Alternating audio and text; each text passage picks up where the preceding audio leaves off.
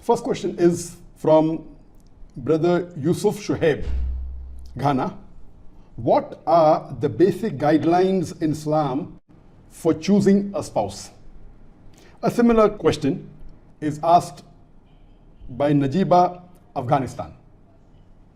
I am a 16-year-old girl.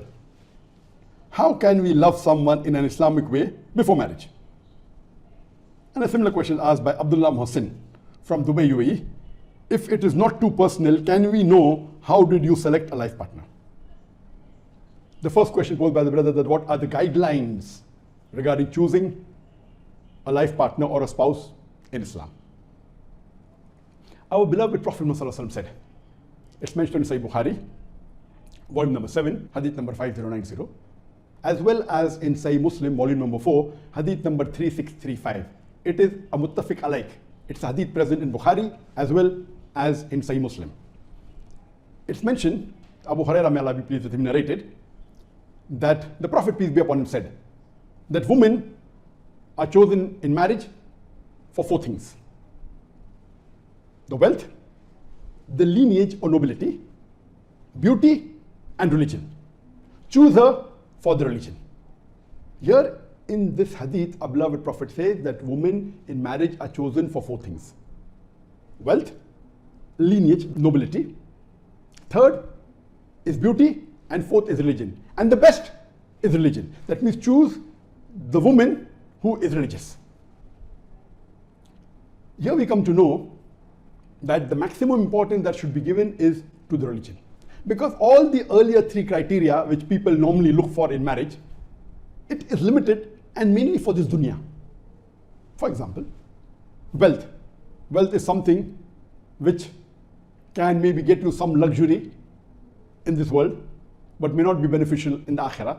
As the beloved Prophet said, it is more difficult for a rich man to go to Jannah than a poor man.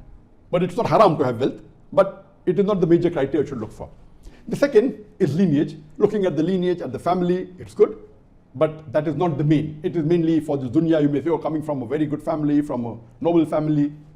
The third criteria is beauty, which is again limited only to this world. Beauty is something which you may get tired of in few days or few weeks or a year. The best and everlasting, mainly for the akhirah as well as for the dunya, is religion. It is the deen.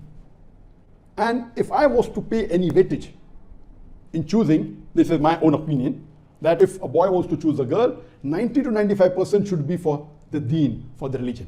Because that will get him akhirah as well as the dunya. Yes, as far as the wealth is concerned, if a boy wants to marry a girl, then what use is the wealth of the girl to that boy? A good boy who has his own self-respect, but naturally would not like to live on the money of the woman, of the wife. So irrespective whether the girl is rich or poor, what difference will it make him? And even if he's going to use, that is only for this dunya. The lineage may or may not help. That will not really count much. The beauty, as I said, is subjective. As long as the wife is not repulsive, so maybe you can give about 3 or 4 points or 3 or 4% weightage to the beauty as long as she's not repulsive. The deen is the maximum. 90 to 95% of the weightage should be given to the deen, if it's a boy choosing a girl. If a girl is choosing a boy, then wealth may carry certain weight, because if the girl is used to having certain comfort in life, but naturally she cannot marry a boy who's living on the street. So if it's a girl marrying a boy, then the wealth may have certain weightage, maybe about 10% marks. The lineage, maybe 1%, and the handsomeness of the boy, as long as he's not repulsive, but natural, because you want to live with the spouse for the full life, you should be satisfied. But mentally, if you make up a mind, if you really, it's all in your mind. Any girl can seem to be beautiful, it's in your mind. So the handsomeness or the beauty carries a smaller percentage. So for the man, the religion, I would say, would carry 90 to 95% marks. And for the woman, when she's looking for a spouse, maybe would carry approximately 85% marks, the religion, the deen, which is the most important. Anyway, this percentage is from my side, it is not from the hadith. The hadith is very clear that the most important is the religion, that's it. This is my percentage.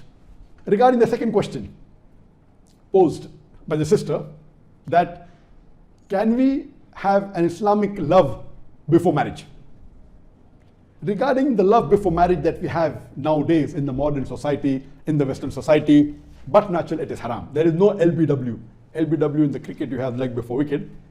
LBW is love before wedding. So the way we have in the Western culture, where there are girlfriend, boyfriend, and they want to test each other, they go out to a park and they go out for a movie, they sit in the last bench of the theater, or they want to enjoy, they go for dinner, and they talk, and they may go to a hotel and sleep overnight. All these things is haram in Islam.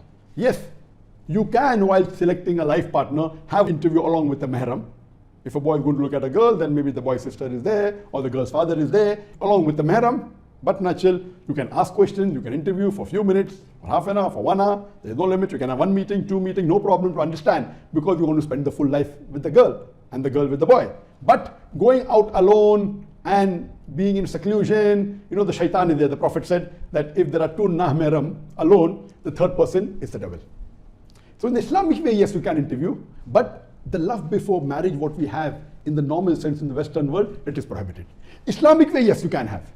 For example, you may know, the girl may know of a boy who's Islamic, who's very religious, who has high taqwa, who prays 5 times salah in the mosque, and is a da'i, and the girl may want to have a good life partner. So Islamically what she does is that she proposes to the boy who she thinks is religious, through her father, or through a brother, or the parents of the girl go and meet the parents of the boy, and in the Islamic way it's possible. So this sort of love, because you like the religious values and the deen in the boy, it is permissible. Islamically, if you go ahead following the rules and regulation, not breaking the Sharia, it is possible in this way, if you want to call it love before marriage, because you like the religious aspects in the boy, or the boy likes the religious aspects in the girl. In this way, not breaking any rules of the Islamic Sharia, then you can call it a sort of love before marriage Islamically, but saying to it that you don't break any of the rules of the Sharia. As far as the third question posed to me is that if it's not too personal, the brother would like to know that how did I select my life partner? And as many of you may be aware that I met Sheikh Ahmed Deedat in 1987 the first time when I was 22 years old. I was impressed by him, and that's how I got involved in the field of dawah, and my life became more Islamic. Previously I was an average Muslim, praying 5 times a day, fasting and doing what normal Muslims should do, but the dawah came into my life after I met Sheikh Ahmed Deedat. And once I started doing dawah, and by Allah's grace, alhamdulillah, I realized that I was good in debating, I was good in convincing. So I thought, as far as choosing a life partner for me, inshallah, no problem. Any girl I marry, I will be able to convince her maybe in a few weeks or a few months, or no problem, the girl I'll be able to convince. This was in the initial stages when I was a novice, when I didn't have much knowledge. But naturally, later on, as the years passed, I realized that very important, reading the hadith of the Prophet and knowing the other aspects of Islam, that choosing a life partner is very important. And at that time I thought that the right age for a Muslim boy to get married is 25. That was my idea at that time. Now also, now it may be a little bit earlier. So at that time I thought that 25 years is the best time for a person to get married, when he finishes his graduation and he can marry. And at the age of 25, when I started to look for a girl, and realizing, having more knowledge of the deen, reading the hadith and the Quranic verses, my criteria was based on the hadith of the Prophet ﷺ, which is in Bukhari and Muslim, that while choosing a girl, you look for 4 things. First is the wealth, second is the lineage, the nobility, third is the beauty, fourth is the deen, and the best is the deen. You should choose a girl for deen. And this hadith was ingrained in my mind, and I decided I want to marry a girl who is as religious as possible. More religious than me. That was my aim, to get a girl who is in the field of dawah and religious. So I told my sister that look out for a girl, and my only criteria, number 1 is deen. Regarding wealth, the poorer she is, better for me, because I don't want to use any of her wealth. Lineage, it doesn't matter. And beauty, she should not be repulsive. That was my requirement. And with this requirement, I told my sister that she should find for me a life partner. And believe me, for 2 years she hunted, and she may have searched many girls, and unfortunately not a single one did she pass. Not a single of the girl who she thought and who she interviewed ever passed even the prelims. Later on, we got information that there is a Muslim girl in a neighboring city, Pune, which is 160 kilometers from Bombay where I lived, and we came to know that she was the head, the president of a ladies' Islamic dawah organization. And I went along with my sister and my mother, and I went to Pune. I traveled all the way. I drove for a few hours. And I went to Pune, and that's how the first time I met my wife.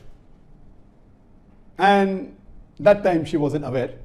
And we met her, and we spoke to her mother. My mother was there, and my sister was there, her mother was there, she was there. And later on, when we went back, then we sent the proposal, and then we had a formal meeting. So first wasn't a formal meeting, just we went and we met through one of our common friends.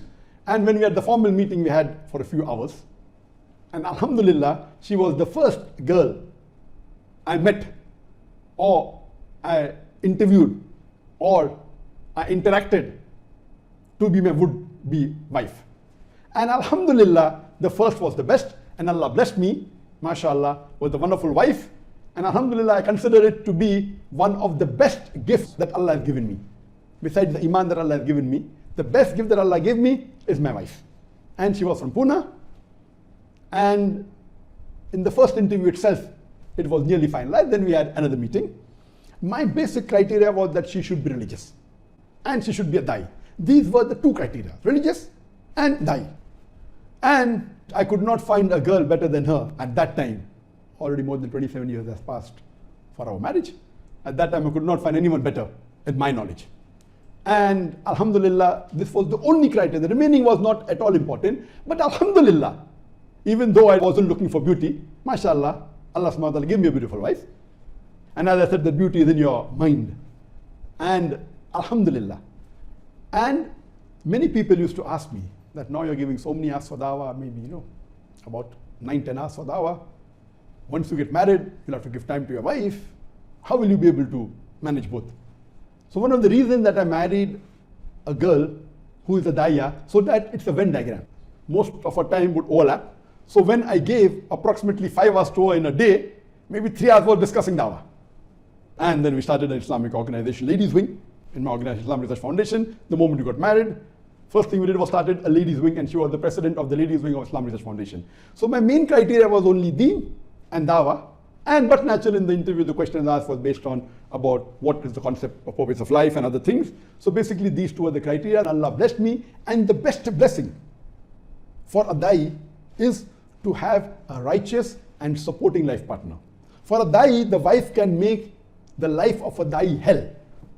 I know many Dais who are very good Dais, but after marriage, the dawah has been ruined because of the spouse. Allah has blessed me, mashallah, and I consider my wife to be the best wife in the world. That's what I consider, alhamdulillah. And I thank Allah for giving me a spouse who was righteous. And because of her, after marriage, my dawah increased multiple times and kept on increasing more and more to the level. Now, alhamdulillah, Allah blessed me.